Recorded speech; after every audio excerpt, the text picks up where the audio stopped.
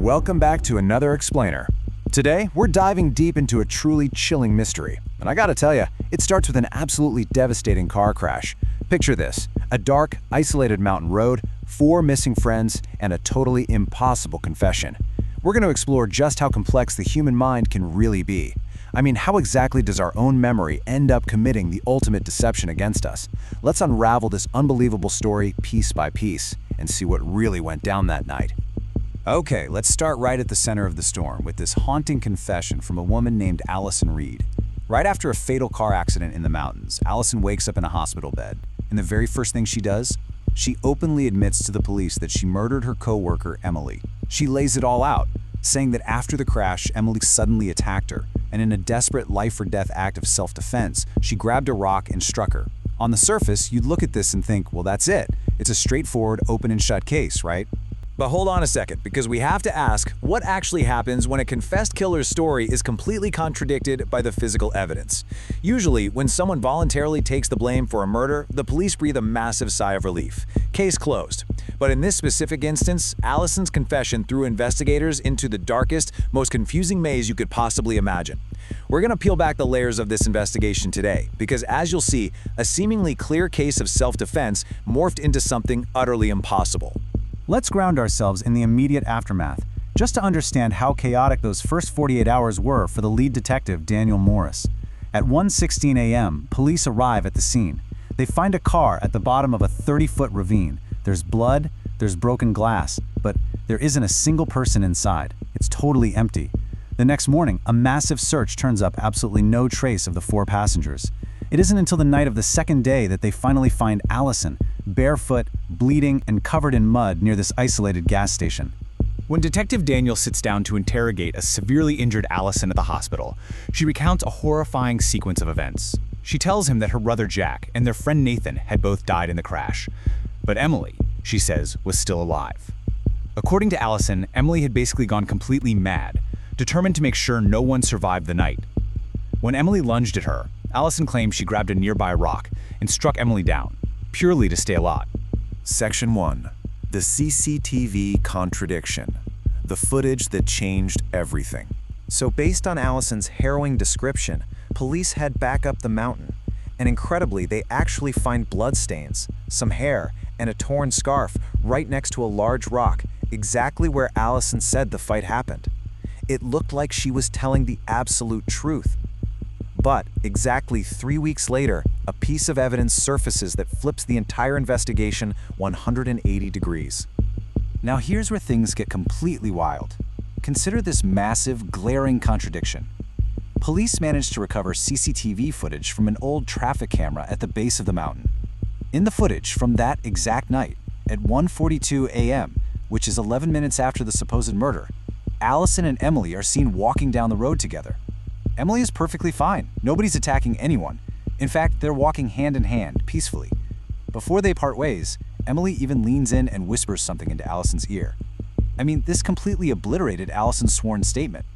So Detective Daniel rushes back to the hospital, plays this video for a stunned Alison, and the color just completely drains from her face. She stares at the screen and whispers this really haunting line. She says she hadn't lied. She truly, genuinely believed that she had killed Emily on that mountain. And honestly, that single sentence pulled the whole investigation out of the realm of standard criminal justice and plunged it deep into the bizarre, terrifying world of human psychology. Searching for answers, psychologists were brought in to extensively test Alison's memory, and what they discovered was absolutely mind-bending. Because of the severe blunt force head trauma from the crash, Alison's brain had entirely erased exactly 40 minutes of memory from that night. Every terrifying detail she had confessed to was literally nothing more than a fabricated story. It was a bridge constructed by our own subconscious to connect the fragmented moments before and after those 40 missing minutes. Section 2. The Phantom Passenger. The photo taken 2 hours before the crash. Now, Alison's memory loss might have been medically explained, but it left the biggest question completely unanswered. Where on earth was Emily? She was still missing, zero bank activity. Just as police began to assume she must have died out there, a seemingly ordinary photo, pulled from a cloud backup on Alison's phone, cracked the case wide open. Taken just 2 hours before the fatal crash, this photo showed the 4 friends smiling and posing together. Harmless, right? But when Detective Daniel zoomed in on the background, His blood ran cold. Looking deeply into the reflection of the car's back window, a terrifying question emerged.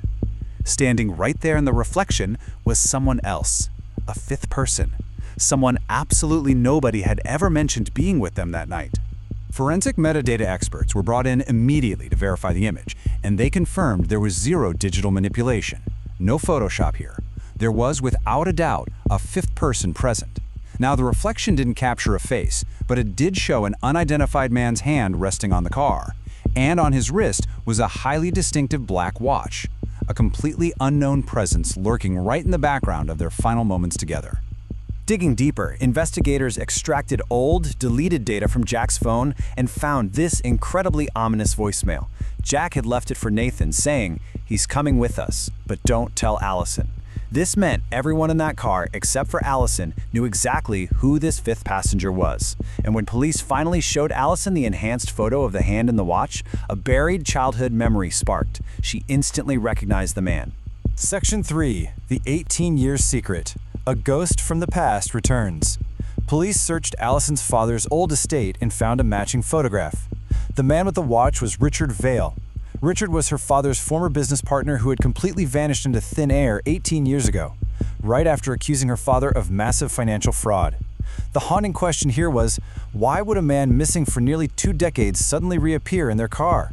Well, the explosive truth was that Richard Vile was never dead. He'd faked his own death, lived under the radar, and returned that night with a very specific purpose. When we break down the evidence, it's wild. The black watch in the reflection, a perfect match to photos of Richard from 18 years ago. The old blood found inside the crashed car, a direct DNA match for him. And his motive? He had brought highly secretive financial documents to the car that night. Jack, Nathan, and Emily all knew about this secret meeting. Allison was kept entirely in the dark. So putting all these crazy puzzle pieces together, the true chain of events from that night finally clicks into place. A heated argument breaks out over those secret documents. In the chaos, Jack loses control of the car, crashing into the ravine. The impact kills Jack and Nathan instantly, but Richard survives. When Emily pulls Allison from the wreckage, Richard panics. He's terrified the police will arrive and expose his 18-year disappearance, so he abducts Emily and flees into the mountains. Allison desperately tries to follow them, but her severe head trauma kicks in, causing her memory to fracture and go completely blank. Section 4. The mind's terrifying lie. How the brain protects itself. Now this totally explains Allison's missing 40 minutes. But the mystery of the CCTV footage, where Emily and Allison were seen peacefully walking together, that was still completely unresolved. Until, exactly 2 weeks later, the police precinct received a single, handwritten letter that finally unraveled the very last thread of this mystery. The letter was from Emily. She was actually alive. She had been voluntarily hiding completely off the grid because she knew Richard Vale was out for revenge. Emily was terrified that if the police found her, all the old secrets would be exposed and Richard would hunt her down. But in her letter, she wrote a phrase that made everyone's blood run cold. Half of what Allison remembers is true. Emily explained that she had actually managed to escape Richard's grasp in the woods. She found a disoriented Allison and walked her down to the safety of the main road, which is exactly what the CCTV camera caught. And right before running away to hide, Emily leaned in and whispered a final, desperate warning into Allison's ear. If you can't remember everything, don't trust anyone. But here's the tragic part. Allison's severely traumatized brain couldn't hold on to Emily's warning. All it retained was the sheer, paralyzing terror of the crash, the blood, and the fight for survival. You see, science shows us that when the human brain experiences extreme trauma, it forcefully protects itself by filling in the blank spaces with fabricated reality. Allison's mind couldn't cope with the terrifying gaps, so it built a false memory of murder, just to try and make sense of the overwhelming fear. It's like her brain wrote its own horror movie to explain the adrenaline. Months later, Emily safely came out of hiding to testify. Richard Vale was tracked down and arrested, and the absolute truth was finally brought to light. Standing outside the courthouse, surrounded by reporters, Allison gave this haunting, trembling answer. She wasn't lying.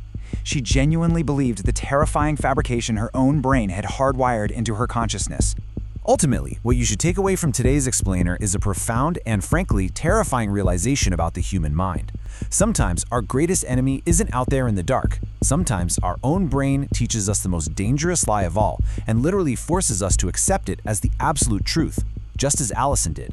It's a striking reminder of just how fragile human memory really is. So, I'll leave you with this. Has your memory ever lied to you? Think about it. Thanks for joining me today, and I'll catch you in the next one.